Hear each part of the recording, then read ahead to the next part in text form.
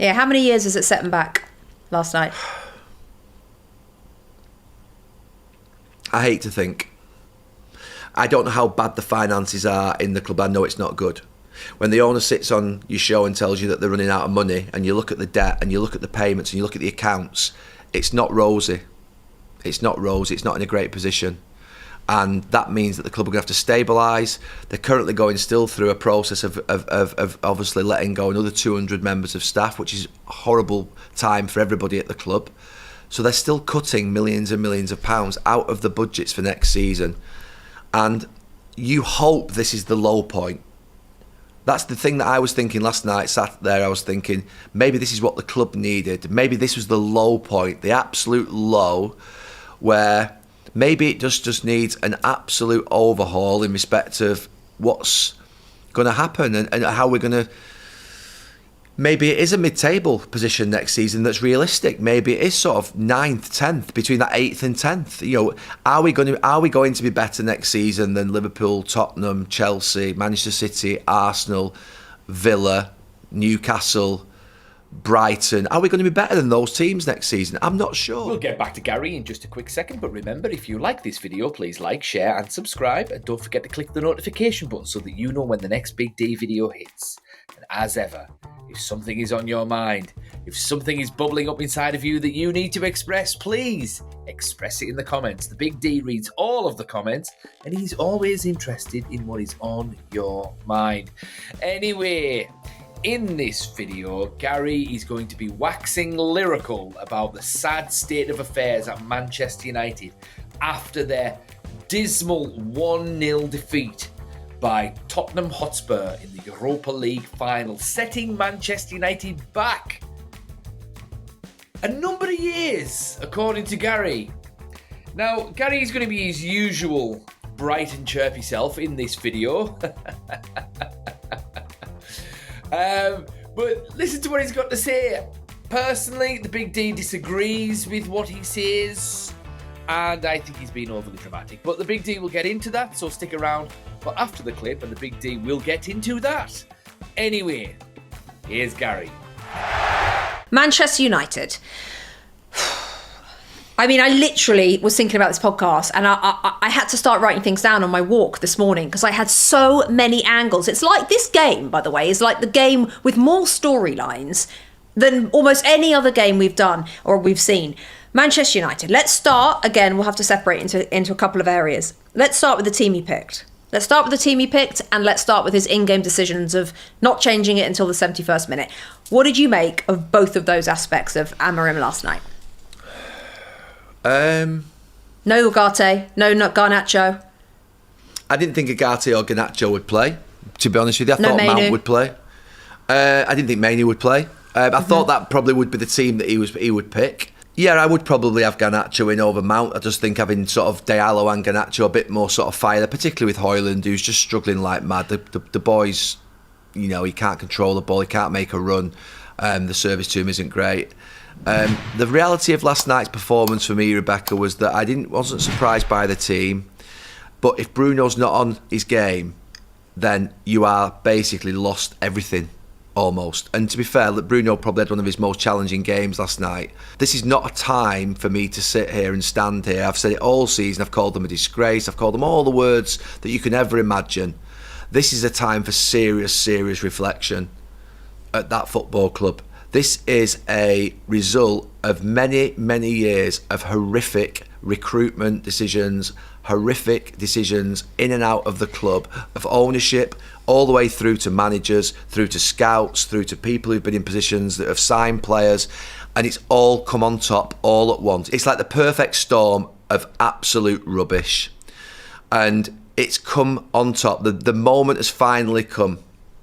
And last night at the end of the game, I actually watched it in a pub. There were 100 United fans in there, and there was complete and utter silence. Dejection, people walking out quietly, no people angry, no people, just quiet, like in disbelief at ultimately what they'd just watched, what they'd seen, what they're experiencing, what they're going through. But honestly, I can sit there and say that at the end of the game, I looked up at that television and sort of continued to sit there for probably 5, 10, 15 minutes myself and thought, maybe the club needs this. Maybe they need it. Sometimes you need a clip round the ear in my life. My dad used to say, you need a clip round the ear, son, if you carry on. And you know something, that club needs a clip round the ear, and this is the clip round the ear it needed and it deserves for everything that it's done in this last 10 years. And it's been coming, a series of terrible decisions are coming home to roost. And ultimately we can blame it on 11 players out on the pitch, we can blame it on a manager for his lack of substitutions, yes. There were things that I think maybe that lots would have done differently last night, that maybe changes should have happened earlier. Garnacho should have been on the pitch earlier. I thought Diallo should have gone to wing back and maybe just throw more at it. Got Xerxes on earlier. Just get more on the pitch. Maybe go even to 4 at the back. Get Maguire up front earlier. Whatever it is you had to do to make the team more competitive and look like they were sort of going to score a goal. But it never happened. And this has been coming.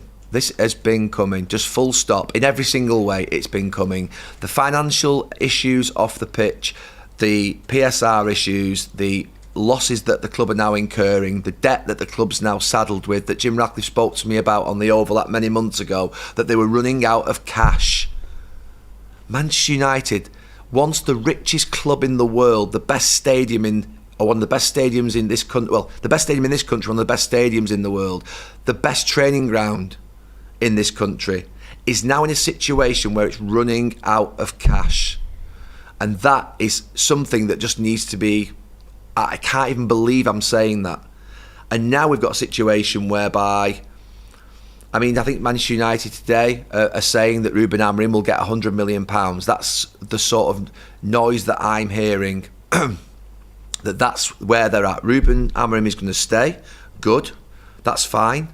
They're going to give him £100 million. I would probably ask the question, who's going to have to be sold to fund that? There's going to have to be some incoming money, I suspect, to be able to act. Mainu. So it's Academy products. You're selling Garnacho, you're selling Mainu, you've sold McTominay, Rashford's gone, and maybe they're all the right decisions, those. But I tell you what, there's something fundamentally wrong when you're ripping the heart out of an academy at a football club. I used to say 3 things. Manchester United, they have to win, they have to play young players from the academy, and they have to play entertaining football. That's it. Now that, to be fair, sounds really simple. Those 3 things are non-negotiables. Win, produce young players, make sure you play them, make sure you give them a pathway, and you play entertaining football. All 3, if you sell Garnacho and Mainu, you've got rid of McTominay, you've got rid of Rashford, and let's say they're not, but you don't get rid of your own all en masse within 12 to 18 months if you're Manchester United to suit sustainability rules. That's what they're having to do here. I don't believe that they will be selling these players if it wasn't for sustainability rules, so that 100% of that money goes and deals with the problems that they've got. So we're now we've now become a model of team that are selling young players to fund the mistakes of the ownership over 10 years. Just tell us how you're going to get it right. And I want to point towards Luke Shaw's interview, because I thought that was equally as telling, where he talked about we've got to look ourselves in the mirror and decide whether we're good enough to play for Manchester United. One, Luke, it's not your job to determine that. A player at Manchester United should have no control as to whether they're there or not. The manager of the football club decides whether you're good enough to play in that football team. He will determine that. And when the players are starting to come out and question publicly whether they're good enough to play for the club, you know how bad it is internally there. You imagine what they're saying to each other inside. I have this thing about negativity spiral.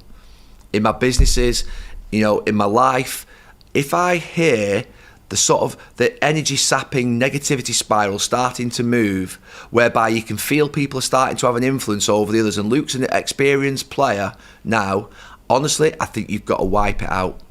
You've got to wipe out every single player in that dressing room who doesn't believe that they have got total and utter confidence to play for that football club. And there are some players on that pitch and some players on the bench who I think can still do a good job for Manchester United. I don't believe it's a case of get rid of them all. I think there's some talent in there. I believe that. And this idea that they don't care, I'll repeat what I've said many, many times again, never ever think that of football players. Right? No, if you said to a Manchester United player this morning, just ask the logical question, that is someone's 22, 23-year-old son that played out there in a red shirt last night, or 25-year-old son. right? And ask that question, do they want to be criticised this morning? Do they want to be walking into Old Trafford in front of 75,000 on Sunday? And that is a hell of a game they've got to go and play on Sunday, by the way. And do they want to be actually walking out there as losers with a runners-up medal behind them? Do they want to lose football matches? Do they want to be criticised on social media? The answer is no. They do care. And they do they've worked thousands of hours to get to this position of playing for the club, but the club is eating them alive. The club is eating them alive. It's too big for them, and someone's got to get a grip of that club, and I think it has to be the manager. Ruben, you've got to get a grip of that club, and he's so young as well, but he's got to have support from above him to really do. Mikel Arteta's done a great job at Arsenal. He really has. From day one, he imprinted his standards on the club. He put the coaching systems in place. There's been progression all the way through, and he's got 5 years now under his belt, 6 years under his belt. Ruben Amorim needs to look at next season, how he gets into the top six, how he basically wipes half that squad out, how he transforms it into a dynamic team that plays exciting football from the rigid stuff that we're currently watching him in served up, and needs to think about which players in that dressing room can do a job for him. Because if the players are starting to question their own belonging in that dressing room, you've got a huge problem. Have you also got a problem that without any European football and finishing 16th or 17th in the table, the likes of Matheus Cunha, who apparently from Wolves has already started to get the wheels in motion on a deal, might look at that now after last night and not fancy it? And if you can't get a Matheus Cunha, you're going to struggle this summer with that £100 million that you said is possibly what he's going to have to play with to get any players to. Because that's why this Europa League final was so big, right? It was like the beginning of the new rebuild, or it was taking the biggest step backwards. How does he drive the bus through it, Gary? How does he rebuild this with £100 million? That's nothing. A lot slower than he would have had if he had Champions League football, I suspect. I think what Champions League football would have given Manchester United was a little bit of a false start, if you know what I mean, in the sense that they would have, to be fair, got a leg up where they probably don't deserve it, but they do deserve it because they would have won the trophy. And so they would have had extra money to be able to put into the team, and that Ruben Amorim would have had a bit more money than the 100 million. But on the 100 million, I do question how much they have to raise to give him that 100 million. It's important to say that. However, next season, they're going to have to start at a lower expectation level. We're now talking about probably, I don't know how many years. Now, not being in Europe will mean we can focus on the league and we can have better preparation for league matches. That's a positive. So that can sometimes give you a little bit of a little bit of a bonus, an unwanted bonus, obviously. But next season, if they got anywhere near top six, I would say it would be an absolute great performance. I can't even think about winning the Premier League title at this point in time. We're nowhere near it, and I know it'll happen again one day. And I say that with great comfort. It might be 10 years, it might be 15 years. I don't care. We'll still be here. You know what I mean? It happened for 26 years previously, so there's no point. Manchester United fans aren't going anywhere. Yeah. We're massively loyal towards the club, massively loyal towards the players, massively loyal towards the manager, and they'll support them forevermore. So we're not going anywhere. However, it's going to be a long, hard road, this one. I swear, Gary Neville, if he went to drama school, he would be a pretty good actor, because he is brilliant at milking this and portraying how Manchester United are so bad and being overly dramatic about the entire situation. You would think Manchester United was crumbling. There is no way Man United are in as bad a situation as what it's being perceived in the media at the moment. And Gary Neville being a big part of that media machine, that Man United microscope, along with Roy Keane, along with Ian Wright, along with all of those guys, they are all part of the Manchester United dreaded microscope. That every tiny little result, every tiny little mistake, every single thing that goes wrong with Man United is completely magnified to the point where you think Man United were going into administration. No. There is just no way. You could argue that the big D is in denial. Perhaps that is true. But I don't think so. It's not even a question of Man United being too big. We've got too many sponsors. the cash flow is just too big. Even though Man United are the worst they've been for as long as I've supported them, and that's been since 1993, I think. So what's that, 93, 03, 13, 23? 32 years the Big D is supporting Manchester United, and this is the worst I have ever seen them. But they still sell out Old Trafford every game. I was at the Bilbao game a couple of weeks back. It was full, jam-packed. I was at the Lyon game before that, jam-packed. You still can't get a ticket. I can't get a ticket for the weekend against Aston Villa in the last game of the season. So they're making money hand over fist just in match day tickets alone, and they've raised the prices, so they're making money hand over fist there, and they charge like £100 a pop for a bloody a brand new top every season. They change the home kit every season. They change the away kits every season. They're £100 a pop, and then you've got the authentic versions of the kit, which are another 50 quid on top of that or whatever. And then you get the players' names on the back and all that. So they're making money hand over fist. Plus, they've got a sponsor. They've got a match day sponsor. They've got a training sponsor. They've got a training kit sponsor. They've got boards around the ground. They've got sponsors come from China, Korea, Australia, America. They've got sponsors coming all over the place. So, I think, and I've said this before, all this business about Manchester United being strapped for cash, running out of money, blah, blah, blah, blah, blah. I think that's just Jim Ratcliffe just controlling the narrative so that Man United don't get fleeced in the transfer market. Because that's where clubs spend and lose most of their money. It's in players' wages and it's in transfer fees.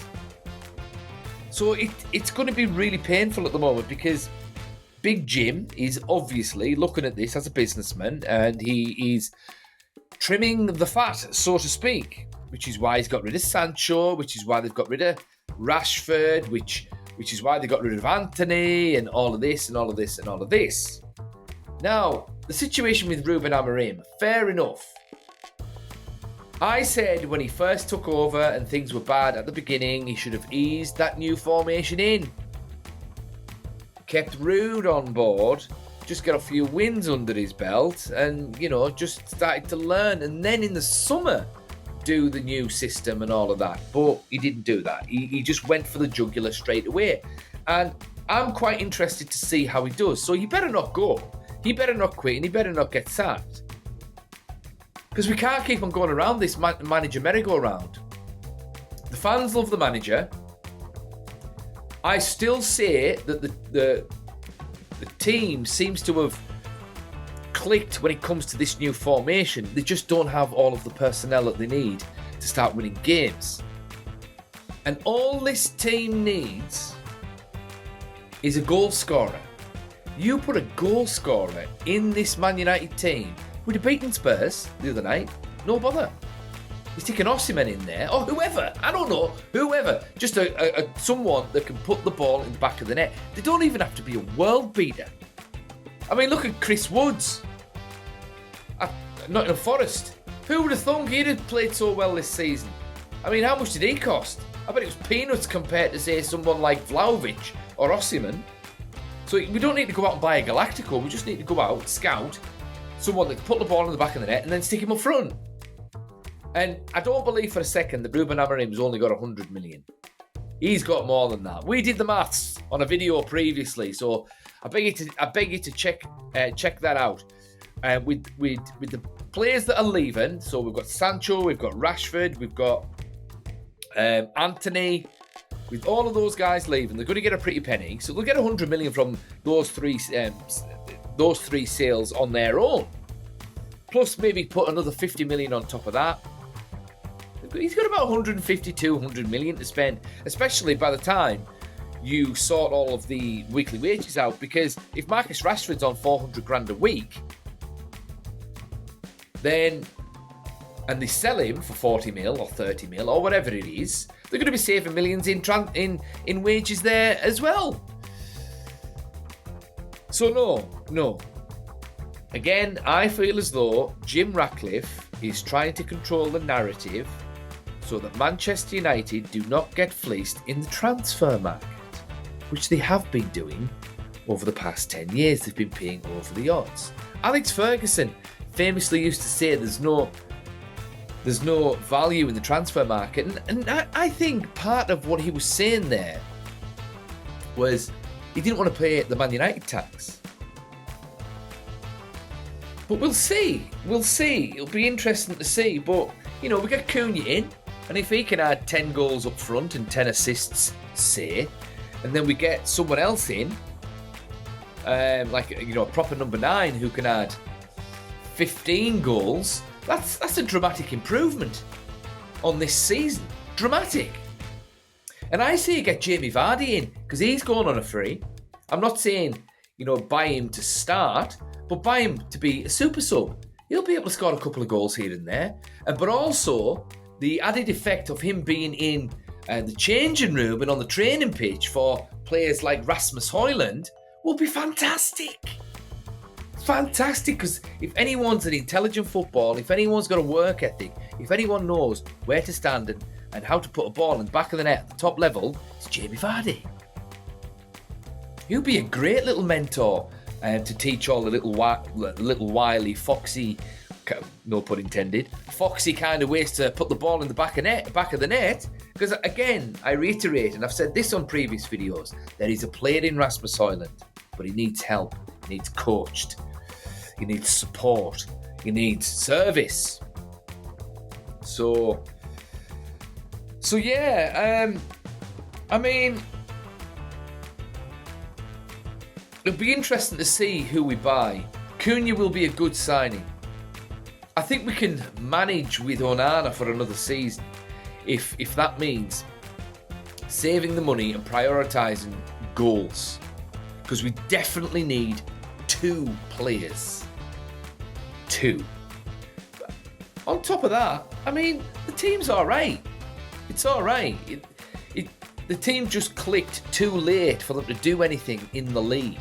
That's all. Mason Mount's been starting to come back. He shouldn't have started in that final. It was too soon for him. He should have been starting his matches next season, after he's got pre-season under his belt and all of that, and some pre-season matches and whatnot. He should have kept Garnacho playing. Garnacho and Bruno probably should have started that, and then they could have brought on Diallo to add some fresh legs, and then Mason Mount as well to add some fresh legs, like that they have been doing in the lead up to that. But he got the tactics wrong on that instance, I feel, which is unfortunate. But hey, look, it's not all doom and gloom. We got to a European final. That's still pretty good. Just to get to a final. That is an achievement in and of itself, but people forget that. It was the same with Ollie. People didn't appreciate Ollie when we had him. But if you look back, he got to a major European final. But people, when you'd say that to people, they'd say, yeah, but he didn't win it. Well, it's like, what, so everything else leading up to that means nothing? He got them into a position where they potentially could have done something. And it was just unlucky that they didn't win. And it was the same against Tottenham for Ruben Amorim. They won 1-0 and it was an own goal, and it was a fluky own goal as well. And Tottenham were lucky that we didn't have a proper number 9 that could put the ball in the back of the net. So, yeah, it's not a complicated game in football. It really isn't. But anyway, what do you guys think? I've rambled on long enough. Are Manchester United in as bad a situation as what the media is making out, or is it just the usual nonsense where it's all doom and gloom just because it's Manchester United? You tell me. Thoughts in the comments, and the Big D will see you in the next one.